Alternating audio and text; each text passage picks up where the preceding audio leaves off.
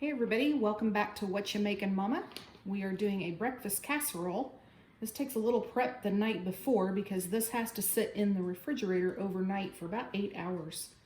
So I'm getting this ready tonight and then we will cook it in the morning. So in the skillet I have about a half a loaf of country French Italian Vienna loaf from Kroger, and I just chopped that into chunks like this. Leave them sit out, let them get a little bit dried out. I was in a hurry, so I put mine in front of a fan. That made it really quick. So if you're in a hurry, that's a great tip. Stick it in front of a fan and it'll dry out pretty quick for you. In the skillet, I have a pound of sage flavored sausage. You could use the hot sausage. You could use plain pork sausage. Whatever type of sausage you like, you're welcome to change that up. And I've just browned that off. I've not drained it or anything. In here I have 6 eggs, a teaspoon of ground mustard, a half a teaspoon of salt, and 1 cup of half and half. And then we're going to put cheese on there too. So the first thing I want to do here, obviously I've got this all mixed up and beaten, and what I'm going to do now is just layer everything in here. The first thing I'm going to do is go ahead and put the sausage over the breadcrumbs. Bread cubes, I guess, are not really crumbs.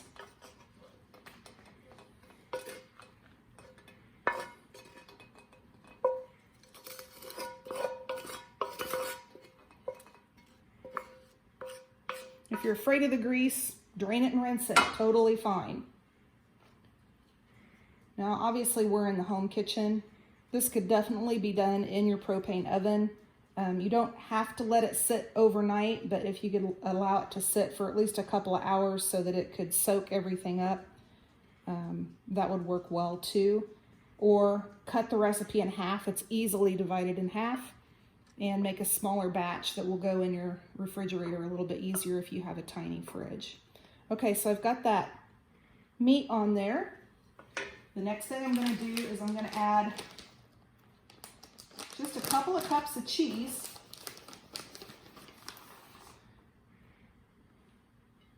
Just going to sprinkle that over everything.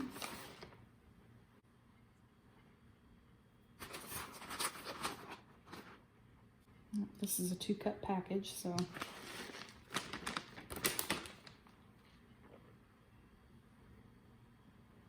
And then the last thing to go on is my egg mixture, and I'm just going to gently pour this over the top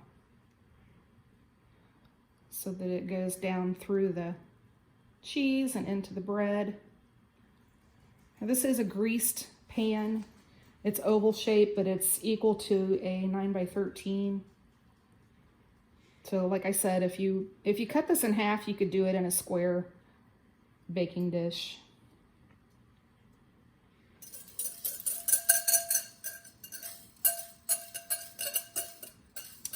And that's it. So what I'm going to do now is I'm actually going to take my spoon and press this down a little bit, and that just kind of helps the bread soak up the liquid. If you feel like it's not enough liquid, feel free to add another egg and a little more cream. You're welcome to do that.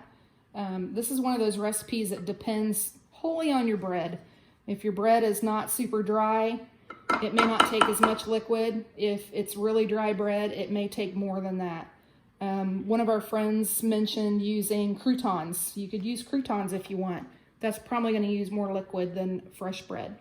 So look at it, play with it a little bit. You don't want it too soggy because then it's more of a custard than anything else, and that's not what we're looking for here. So I'm going to go ahead and cover this with foil, stick it in the fridge, and then I'll catch up with you in the morning and we'll stick it in the oven and see what it looks like. Good morning, everyone. We are up and at 'em this morning, getting ready to have some breakfast. This just came out of the oven. I put it in the oven at 350 for about, I think it was about 50 minutes, and there's 5 minutes left, so I think you can do about 45 minutes on this. Again, it kind of depends on how much liquid you used, but I'm going to go ahead and serve some of this up. Honey is hungry this morning, isn't he? You hungry this morning, babe? Yeah. Look at that, nice and fluffy. Ooh. Hot and steamy breakfast. So this is great for when you're having company, special occasions. We really only do this for special occasions. Not diet food at all. So I hope that you will try this recipe.